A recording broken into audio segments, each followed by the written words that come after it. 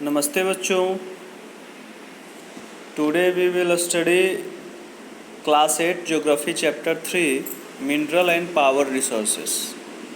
इससे पहले हमने दूसरे चैप्टर में पढ़ा था land, water, natural vegetation and wildlife resources.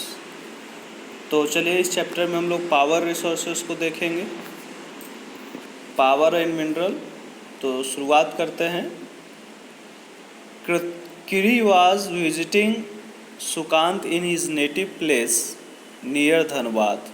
Dhanbad के बगल में एक छोटा सा जगह है जहाँ सुकांत जो है वो उसे देखने गया है।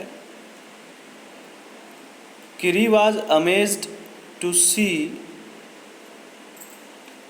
that large area were black। वो देखकर आश्चर्यचकित रहती है कि बहुत लार्ज एरिया जो है वो काला काला दिख रहा है। So she asked from Sukant, Sukant why is this place so black and dusty? Sukant reply, this is because of coal mines nearby. Do you see the trucks? They are carrying the mineral coals, replied Sukant. तो जब वो पूछती है कि ये इतना dusty और black क्यों है ये एरिया, तो सुकांत उसे बताता है कि यहाँ कोल माइंस है बगल में, और जो तुम ट्रक देख रही हो ये मिनरल कोल को कैरी करने का, ढोने का, ट्रांसपोर्ट करने का काम करेगी। Then Kiri asked, what are minerals? Sukant reply, have you ever seen a baker baking biscuit? The flour, milk, sugar together. while eating the baked biscuit, can you see these ingredients separately? Just as in the biscuit, there are a number of things that you cannot see. Rocks on this earth have several materials called minerals mixed in them. Means these minerals are scattered throughout the earth's rocky crust. तो समझाने का प्रयास करते हुए कहता है कि जिस तरीके से आटा, दूध, चीनी, ये सभी चीज़ बिस्किट में मिला हुआ होता है, और जब आप एक बेक्ड बिस्किट खाते हैं तो आपको ये सारे इंग्रेडिएंट्स सेपरेटली नहीं दिखते हैं। जस्ट उसी तरीके से रॉक भी जो है वो अर्थ से प्राप्त होता है। इसमें कई सारे मटेरियल्स मिले होते हैं और ये मटेरियल्स मिनरल कहलाते हैं। सो मिनरल जो है उसको कैसे प्राप्त किया जाता है? तो अर्थ के रॉकी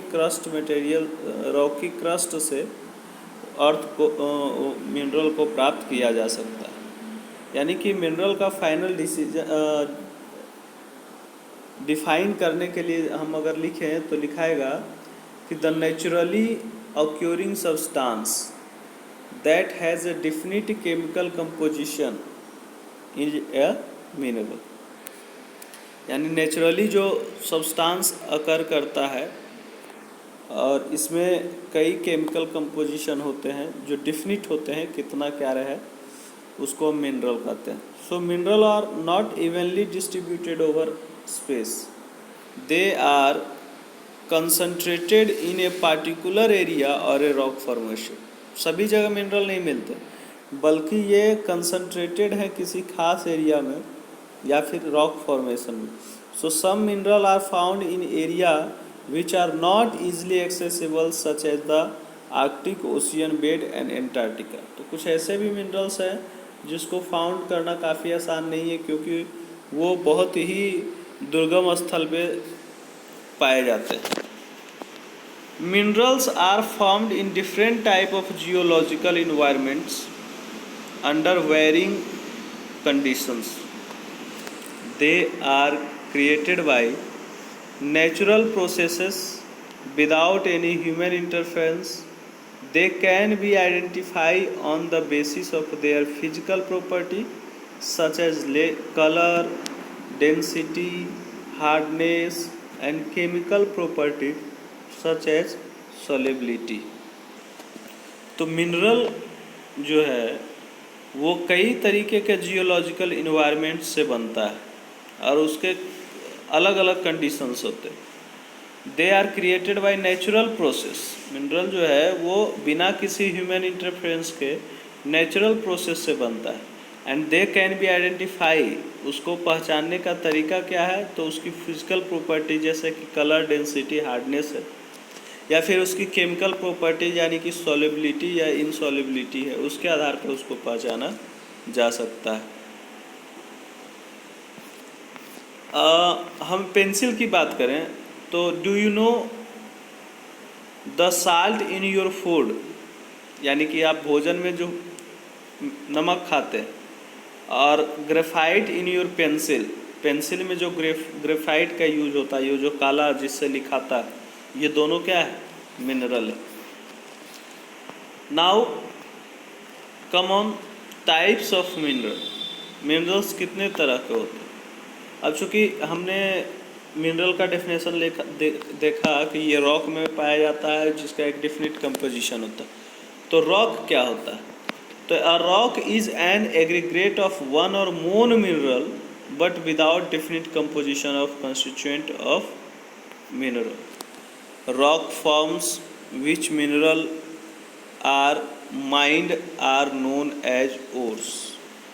तो रॉक जो है वो एक या एक से अधिक मिनरल वहाँ हो सकता है, उसकी कोई डिफरेंट कंपोजिशन नहीं होती है।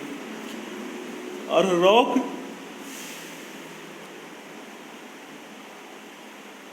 जो है rocks from which minerals are mined are known as ores, यानी जिस रॉक से मिनरल को निकाला जाता है माइंड करके, वो रॉक जो है उस मिनरल का ओर कहलाता है, अयस्क कहलाता है। Means although more than 2800 type of mineral have been identified, only about 100 are considered ore mineral. तो कहा गया है कि 2800 टाइप का मिनरल जो है वो आइडेंटिफाइड किया गया है, लेकिन उसमें से 100 ही जो है ओर मिनरल कंसीडर किए गए हैं। तो there are over 3000 different mineral on the basis of composition. Minerals are classified mainly as metallic and non metallic. तो ऐसे देखा जाए तो बहुत सारे मिनरल्स हैं और सभी मिनरल्स को उसके कंपोजिशन के आधार पे दो भाग में बांटा गया है। एक है मेटालिक और दूसरा नॉन मेटालिक। मेटालिक को भी दो भाग में बांटा गया है, फेरस और नॉन फेरस। तो मेटालिक को सबसे पहले हम लोग देखते हैं कि मेटालिक मिनरल्स कंटेन मेटल इन रॉ फॉर्म। मेटालिक मिनरल में कच्चे रूप में रॉ फॉर्म में मेटल होता है। And metal are hard substance that conduct heat and electricity. और मेटल की डिफिनेशन क्या है कि मेटल जो होता है वो एक हार्ड सब्सटेंस होता है जो कि हीट एंड इलेक्ट्रिसिटी को अपने से पास होने देता है, यानी कि कंडक्टर है ये। And have a characteristics lustre और शाइन, यानी कि इसमें चमक का एक कैरेक्टर है, जैसे कि आयरन ओर, बॉक्साइट, मैग्नीज ओर, ये कुछ एग्जाम्पल्स हैं मिनरल्स के। देन मेटालिक मिनरल्स जो होता है, मेटालिक मिनरल्स में भी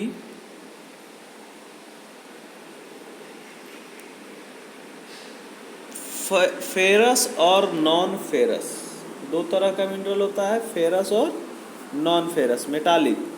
तो फेरस और नॉन फेरस में क्या है, तो फेरस मिनरल लाइक आयरन और manganese and chromite contain iron, यानी कि वैसा मिनरल जो आयरन कंटेन करता।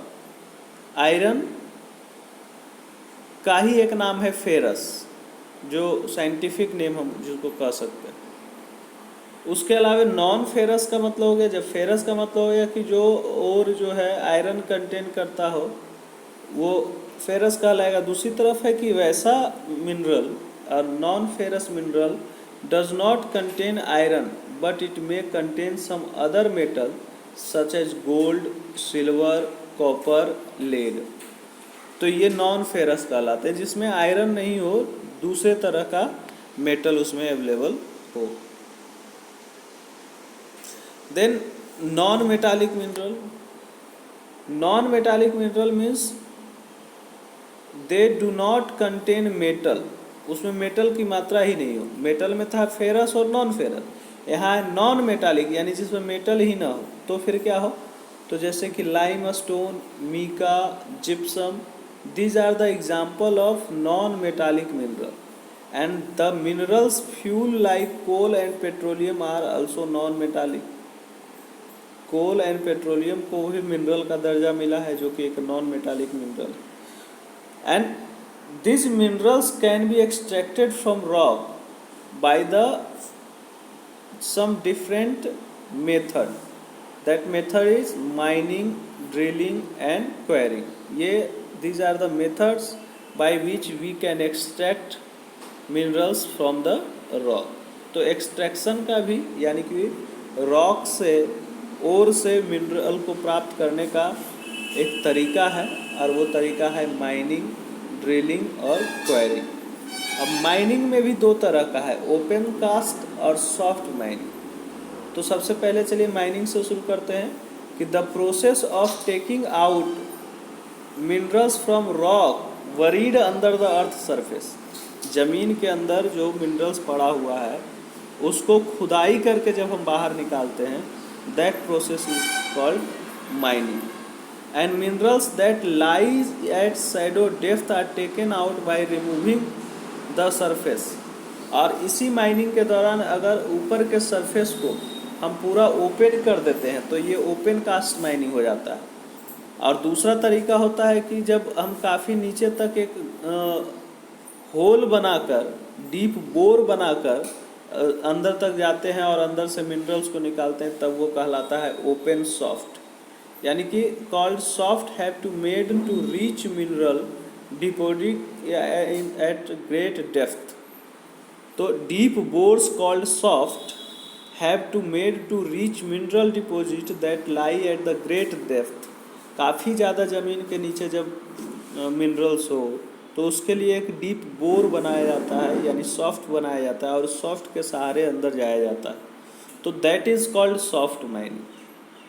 Petroleum, natural gas, these are occur far below the earth's surface। Earth surface से काफ़ी नीचे होता है। so deep well are bored to taken out them, this is called drilling। तो ऐसे मटेरियल को निकालने के लिए, ऐसे मिनरल को निकालने के लिए एक बहुत ज़्यादा गड्ढा बोर बनाया जाता है।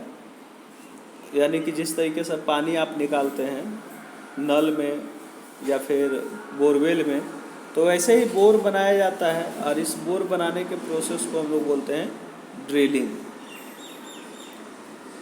तो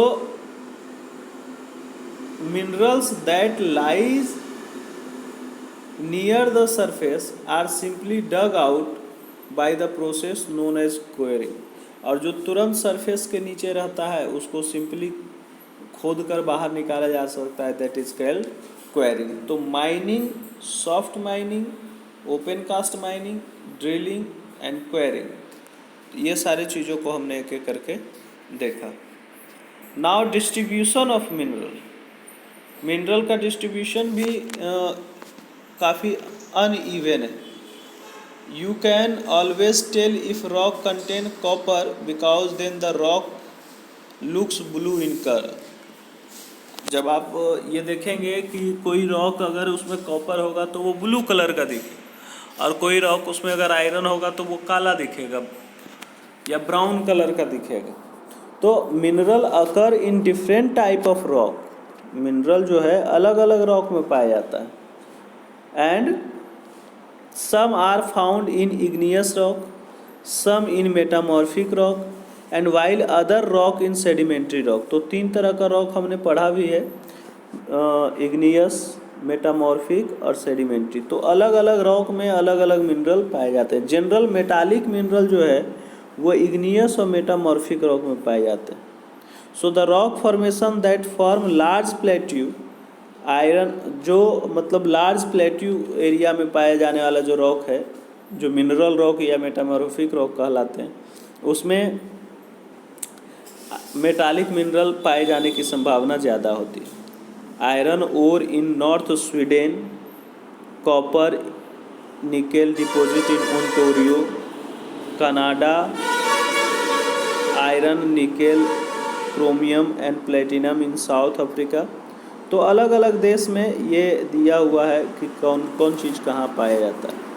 तो इसको ज़रा हम फिर से एक बार देख लें और इसको याद रखने का प्रयास करेंगे। याद रखेंगे कि आयरन ओर जो है नॉर्थ स्वीडन में, कॉपर और निकल जो है ओंटारियो कनाडा में, iron nickel chromite and platinum जो है साउथ अफ्रीका में। These are some examples found in igneous and metamorphic rocks. Next is sedimentary rock. Sedimentary rock formation of metamorphic rock. Sedimentary rock formation of plain and young fold mountain. Sedimentary rock sediment से बनता है, तो ये ज़्यादातर plain या young fold mountain का area में contain करता है, तो पाया जाता है। So it contain non metallic mineral like lime stone. और लाइम स्टोन जो है वो कौन से रीजन में पाया जाता है, तो this limestone deposits of Caucasus region of France, manganese deposit of Georgia and Ukraine, phosphate beds of Algeria and some are the सब एग्जाम्पल। ये कुछ एग्जाम्पल हैं जो मिनरल्स जहाँ पे सेडिमेंट्री रॉक्स होते हैं वहाँ पाए जाते हैं। Minerals fuels such as coal and petroleum are also found in sedimentary strata. Minerals fuel जो है जैसे कि कोल और पेट्रोलियम है वो सेडिमेंट्री रॉक में ही पाए जाते हैं। अब वर्ल्ड के कौन कौन से क्षेत्र में कहाँ कहाँ कितना पाया जाता है इसको हम लोग देखेंगे। सबसे पहले हम लोग देखेंगे एशिया। तो China and India have a large iron ore deposits. The continent produce more than half of the world's tin. World का आधा जो टीन है ये दोनों कंट्री में पाया जाता है। तो चाइना और इंडिया के पास आयरन का लार्ज डिपॉजिट है, और इसमें आप देखेंगे तो ये हो गया इंडिया और इसके बगल में ये हो गया चाइना। तो इसमें आपका दिया हुआ भी है, देखिए पूरा। इस मैप को आपको बना भी लेना है।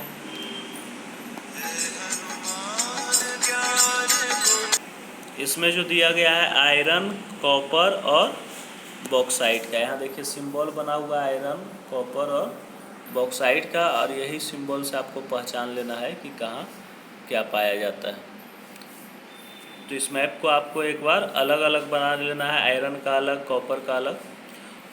तो चलिए देखते हैं। China, Malaysia and Indonesia among the world's leading tin producers.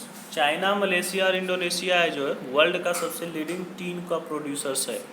China also leads in production of lead, antimony and tungsten. Asia also has deposit of manganese, bauxite, nickel, zinc and copper. तो Asia में बहुत सारे पाए जाते हैं minerals. Europe की बात करें तो यूरोप जो है आयरन ओर का लीडिंग प्रोड्यूसर्स है, और the countries of large deposit of iron ore. Iron कहाँ मिलता है, तो रसिया में, यूक्रेन में, स्वीडन में, फ्रांस में। मिनरल डिपॉजिट की बात करें तो copper, lead, zinc, manganese, nickel भी यहाँ पाया जाता है। आगे चलें, नॉर्थ अमेरिका की अगर बात करते हैं तो नॉर्थ अमेरिका जो है मिनरल डिपॉजिट में, नॉर्थ अमेरिका में 3 जोन है। एक है Canadian region of the Great Lakes, दूसरा है Appalachian region and the mountain range of the west, और उसके बाद आयरन और nickel, gold uranium and copper are mined in the Canadian shield region, coal in the Appalachian region. Iron जो हो गया Canadian shield reason में पाया जाता है, कोल जो है एप्लेसियन रीजन में पाया जाता है, एप्लेसियन रीजन में। And western Cordilleras have vast deposit of copper, lead, zinc, gold and silver. तो इस तरीके से 3 रीजन यहाँ पे हो गया, एक कैनेडियन, एक एप्लेसियन, एक वेस्टर्न कॉर्डिलेयर्स। जैसा क्या आप जानते हैं कि स्विट्ज़रलैंड जो है उसको उसके पास कोई भी मिनरल डिपॉजिट नहीं है, तो ये स्विट्ज़रलैंड के लिए काफ़ी कह सकते हैं निगेटिव पॉइंट है। Now identify the Canadian shield, Appalachian, western Cordilleras and Lake Superior with the help of an atlas. तो एटलस में इन सारे जगह को पहचानिए। इसमें एटलस आपके पास होगा, एटलस का बुक होगा, उससे आपको इसको यहाँ पे पहचानना है। नेक्स्ट है south America. Brazil is the largest producer of high grade iron in the world. तो सबसे बेस्ट क्वालिटी का आयरन जो है वो ब्राज़ील में पाया जाता है और लार्जेस्ट प्रोड्यूसर है। Chile and Peru are the leading producer of the copper. Brazil and Bolivia are among the world's largest producer of tin. South America also has large deposit of gold, silver, zinc, chromium, manganese, bauxite, mica, platinum, asbestos and diamond. So these are the very valuable minerals. Mineral oil is found in the Venezuela, Argentina, Chile, Peru and Colombia. So these are the countries. With the help of Atlas you can find out on it. A green diamond is the rarest diamond. देखिए green diamond जो है सबसे rarest diamond होता है। The oldest rocks in the world are in Western Australia. The dated from 4300 million year ago. Only 300 million year after the earth was formed. तो ये 4300 million year ago कब है, जबकि अर्थ का कहता है कि केवल 300 मिलियन ईयर पहले ये अर्थ बना था। तो सबसे ओल्डेस्ट जो रॉक है वो ऑस्ट्रेलिया में मिला है। अफ्रीका की अगर बात करें तो अफ्रीका भी एक रिच मिनरल रिसोर्सेज का खदान है यहाँ पे। It is the world largest producer of diamond, gold and platinum. सबसे ज़्यादा डायमंड, गोल्ड और प्लेटिनम जो है वो अफ्रीका में ही मिलता है। South Africa, Zimbabwe, Zaire produce a large portion of the world's gold. World का सबसे ज़्यादा गोल्ड जो है वो अफ्रीका, जिम्बाब्वे एंड जायरे में प्रोड्यूस किया जाता है। The other mineral found in Africa are copper, iron ore, chromium, uranium, cobalt and bauxite. ये कुछ जो अदर मिनरल्स हैं जैसे कि कॉपर है, आयरन ओर है, क्रोमियम है, यूरेनियम है, कोबाल्ट है, बॉक्साइट है, that is found in Africa. Oil is found in Nigeria, Libya and Angola. तो अफ्रीका में ऑयल कहाँ कहाँ मिलता है, तो नाइजीरिया, लीबिया और अंगोला में मिलता है। नेक्स्ट है आपका Australia. Australia is the largest producer of bauxite in the world. It is the leading producer of gold, diamond, iron ore, tin and nickel. तो ऑस्ट्रेलिया की बात करें तो ये gold, diamond, iron ore, tin और nickel का leading producers है। And it is also rich in copper, lead, zinc and manganese. Kalgoorlie and Coolgardie area of Western Australia have the largest deposit of gold. Gold सबसे ज़्यादा यहाँ कहाँ मिलता है, तो कलगोरली और कूलग्रेडी, ये 2 जगह है यहाँ जहाँ सबसे ज़्यादा गोल्ड मिलता है ऑस्ट्रेलिया में। एंटार्क्टिका की बात करें तो geology of Antarctica is sufficiently well known to the predict the existence of a variety of mineral deposit, some probably large. तो अंटार्कटिका का जियोलॉजी के हिसाब से यहाँ पे जो सफिशिएंट या वेल नोन एग्जिस्टेंस है वेराइटी ऑफ मिनरल का, उसको प्रेडिक्ट किया गया है कि काफ़ी ज़्यादा है। And significant size of the deposit of coal in Transantarctic mountains and iron near the Prince Charles mountain of East Antarctica is forecasted. Iron और gold, silver and oil are also present in commercial quantity. तो बहुत सारा यहाँ iron, gold ये सब commercial quantity में पाया जाता है, यानी कि इसको ज़्यादा से ज़्यादा एक्सट्रैक्ट किया जा सकता है। तो इस तरीके से अलग अलग देश में, अलग अलग महादेश में जो मिनरल्स पाए जाने का रेशियो है वो अलग अलग है। Mineral are used in many industries. Minerals का जो यूज होता है वो अलग अलग इंडस्ट्री में होता है, और ये हम देखते हैं कि मिनरल के बिना बहुत सारे इंडस्ट्री नहीं चल सकते हैं। So minerals which are used for gems are usually hard. There are then set of various style of jewellery. Copper is another metal used in everything from the coins to pipe। Copper भी एक ऐसा mineral है जो लगभग maximum चीज़ में use होता है। Silicon use in computer industry is obtain from the quartz. Aluminium obtain from its ore bauxite. Aluminium को बॉक्साइड से प्राप्त किया जाता है। और automobile, airplane, boating industry, buildings, यहाँ तक कि किचन कुकवेयर में भी यूज होता है। वैसे ही कॉपर तो हर एक जगह हम देख ही रहे हैं।